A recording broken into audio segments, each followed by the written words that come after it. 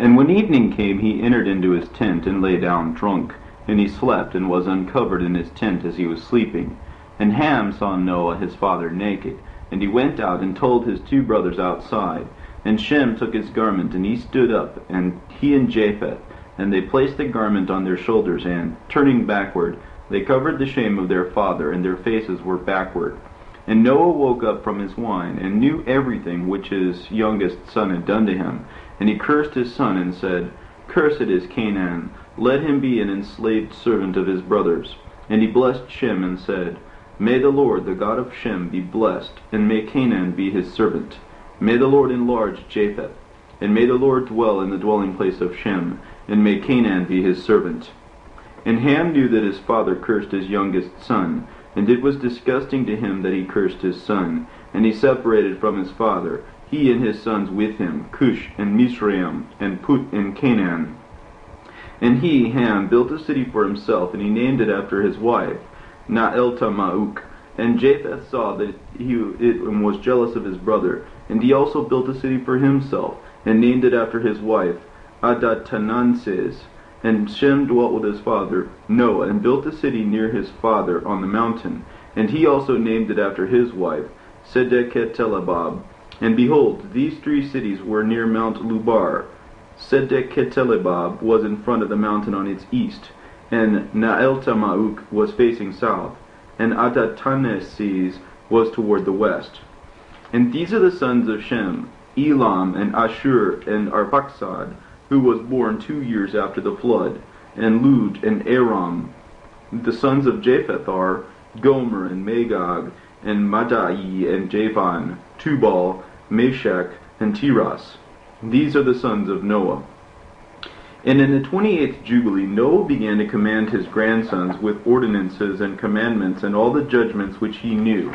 And he bore witness to his sons, so that they might do justice and cover the shame of their flesh, and bless the one who created them, and honor father and mother, and each one love his neighbor, and preserve themselves from fornication and pollution, and from all injustice. For on account of these three the flood came upon the earth. For it was because of the fornication which the watchers, apart from the mandate of their authority, fornicated with the daughters of men, and took for themselves wives, from whom they chose, and made a beginning of impurity. And they begot sons, the Naphidim, and all of them were dissimilar, and each one ate his fellow. The giants killed the Nephil, and the Nephil killed the Elio, and the Elio mankind, and man his neighbor. And everyone sold himself in order that he might do injustice and pour out much blood. And the earth was full of injustice. And afterward they sinned against beasts and birds and everything which moves or walks upon the earth. And they poured out much blood upon the earth. And all the thoughts and desires of men were always contemplating vanity and evil. And the Lord blotted out everything from the face of the earth on account of the evil of their deeds, and on account of the blood which they poured out into the midst of the land. He blotted out everything. And we were left, I and you, my children, and everything which entered with us into the ark. And behold, I see your deeds before me, that you have not been ones who walked in righteousness, because you have begun to walk in the paths of corruption. And each one of you will be separated from his neighbor, and this one will be jealous of that one. And I see that you will not be together, O my sons, each one with his brother. For I see, and behold, the demons have begun to mislead you and your children. And now I fear for your sakes that after I die, you will pour out the blood of men upon the earth, and you will be blotted out from the surface of the earth. For all who eat the blood of man, and all who eat the blood of any flesh, will be blotted out, all of them, from the earth. And no man who eats blood or sheds the blood of man will remain upon the earth, and neither seed nor posterity will remain alive for him under heaven, for they will go down into Sheol, and into the place of judgment they will descend, and into the darkness of the depths they will all be removed with a cruel death. And let no blood from any of the blood which is in anything be seen upon you on the day when you sacrifice any beast or cattle, or what flies upon the earth. But do a good deed for yourselves by covering that which will be poured out upon the surface of the earth. And you shall not be like the one who eats with blood. But beware lest they should eat blood before you. Cover the blood, because thus I was commanded to testify to you and to your children together with all flesh. And you shall not eat living flesh, lest it be that your blood, which is your life, be sought by the hand of all flesh which eats upon the earth.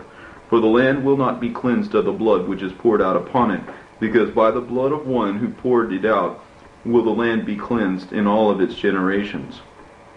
And now, my children, hear and do justice and righteousness, so that you might be planted in righteousness on the surface of the whole earth, and your honor may be lifted up before my God, who saved me from the water of the flood. And behold, you will go and build for yourselves cities, and you will plant in them every plant which is upon the earth, and every tree, moreover, which bears fruit. For 3 years its fruit will not be gathered from everything which may be eaten, but in the 4th year its fruit will be gathered. And let one offer up the first fruits which are acceptable before the Lord Most High, who made heaven and earth and everything, so that they might offer up the juice, the first of the wine, in the juice, the first of the wine, and the oil, as the first fruits upon the altar of the Lord, who will accept it. And that which is left, the servants of the house of the Lord will eat before the altar which receives it.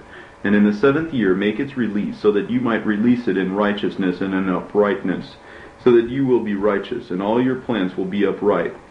Because thus Enoch, the father of your father, commanded Methuselah his son, and Methuselah commanded Lamech his son, and Lamech commanded me everything which his fathers commanded him.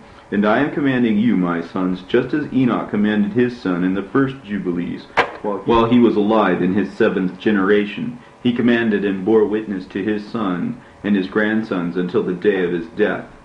And on the 29th Jubilee, in the 1st week, at its beginning, Arphaxad took a wife, and her name was Rasuiah, daughter of Susan, daughter of Elam, as a wife. And she bore a son for him in the 3rd year of that week, and he called him Cainan. And the child grew, and the father taught him writing. And he went forth in order that he might seek a place where he could build a city. And he found a writing which the ancestors engraved on stone. And he read what was in it, and transcribed it. And he sinned because of what was in it, since there was in it the teaching of the watchers, by which they used to observe the omens of the sun and the moon and the stars within all the signs of heaven. And he copied it down, but he did not tell about it, because he feared to tell Noah about it, lest he be angry with him because of it. And in the 30th Jubilee, on the 2nd week, in the 1st year, he took a wife, and her name was Milcah, daughter of Madai, son of Japheth. And in its 4th year he begot a son, and he called him Shelah, because he said, I have certainly been sent out. And in the 4th year Shelah was born, and he grew up. And he took a wife, and her name was Muach, daughter of Kesed, his father's brother, as a wife in the 31st Jubilee, in the 5th week of the 1st year. And she bore a son for him in its 5th year, and he called him Eber. And he took a wife, and her name was Azurad, daughter of Nebrad, in the 32nd Jubilee, in the 7th week, in its 3rd year. And in its 6th year she bore a son for him, and he called him Peleg, because in the days when he was born the sons of Noah began dividing up the earth for themselves. Therefore he called him Peleg, and they divided it in an evil manner among themselves. And they told it to Noah. And it came to pass at the beginning of the 33rd Jubilee that they divided the land in 3 parts, for Shem, Ham, and Japheth, according to the inheritance of each. In the 1st year, in the 1st week, while one of us who were sent was dwelling with him, and he called his children, and they came to him, and they their children. And he divided by lot the land which his 3 sons would possess. And they stretched out their hands, and took the document from the bosom of Noah their father. And the lot of Shem was assigned in the document as the middle of the earth, which he would take for his possession and for his sons for eternal generations, from the midst of the Rapha mountains, from the mouth of the water of the river Tinah. And his portion goes towards the west through the midst of the river, and it goes on until it draws near to the water of the abysses from which this river goes forth. And its waters pour out forth into the Maat Sea, and this river goes on into the great sea. And everything which is toward the north belongs to Japheth, and everything which is toward the south belongs to Shem. And his portion goes on until it draws near Carasso, which is in the bosom of the tongue which looks toward the south. And his portion goes on toward the great sea, and it goes straight until it draws near to the west of the tongue which looks toward the south, because the name of this sea is the tongue of the sea of Egypt. and it is turned from there toward the south, toward the mouth of the great sea, and on the shore of the waters. And it goes on towards the west of Afra, and it goes on until it draws near the water of the river Gihon, and towards the south of the water of Gihon, towards the shore of that river. And it goes on toward the east until it draws near to the Garden of Eden, towards its south, to the south and east of all the land of Eden, and to all of the east. And it turns in the east, and it comes forth until it draws near toward the last of the mountain, whose name is Rapha, and it goes down toward the shore of the mouth of the Tinah River. This portion was assigned by lot to Shem and to his sons to possess it forever for his generations forever. And Noah rejoiced because this portion was assigned to Shem and for his sons. And he remembered everything which he spoke with his mouth concerning him, because he said, May the Lord God of Shem be blessed, and may the Lord dwell in the dwelling place of Shem. And he knew that the Garden of Eden was the Holy of Holies, and the dwelling of the Lord.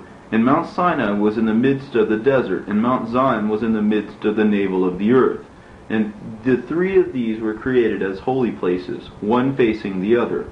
And he blessed the God of gods, who placed in his mouth the word of the Lord, and also the eternal God. And he knew that a blessed portion and a blessing had reached Shem and his sons for eternal generations.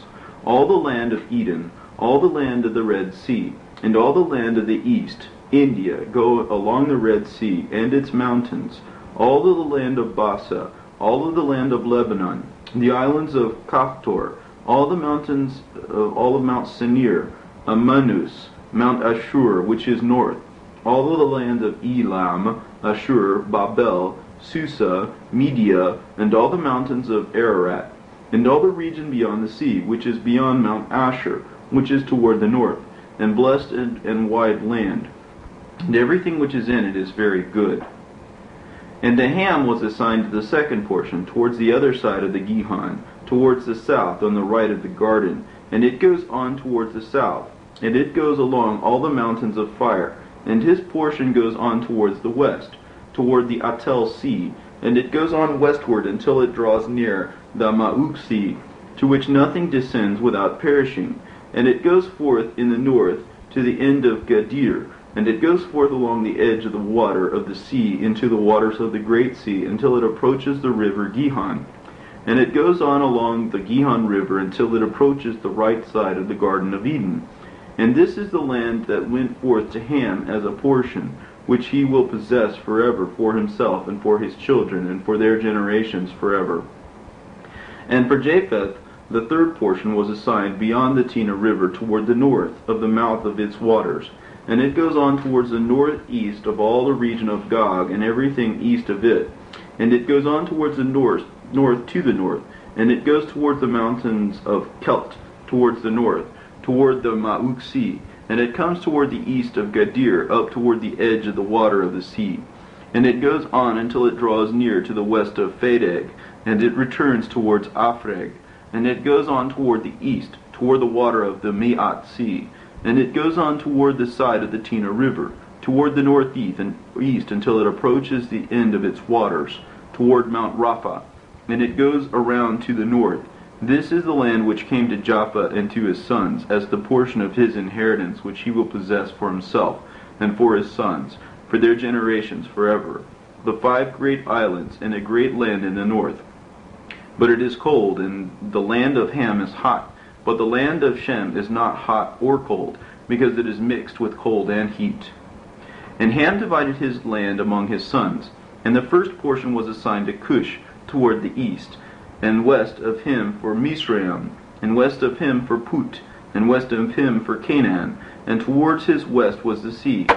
And Shem also divided among his sons, and the first portion was assigned to Elam and his sons toward the east of the Tigris River, until it approaches the east of all the land of India, along the Red Sea on its shore, the waters of Dedan, and all of the mountains of Mebri and Elam, and all the land of Susa, and everything which is beside Farnak, as far as the Red Sea and up to the Tina River. And also to Ashur was assigned the second portion, and all of the land of Ashur and Nineveh and Shinar, as far as the vicinity of India, and then it goes up and skirts the river. And to Arphaxad was assigned the third portion, and of all the land of the region of Chaldea toward the east of the Euphrates, which is near the Red Sea.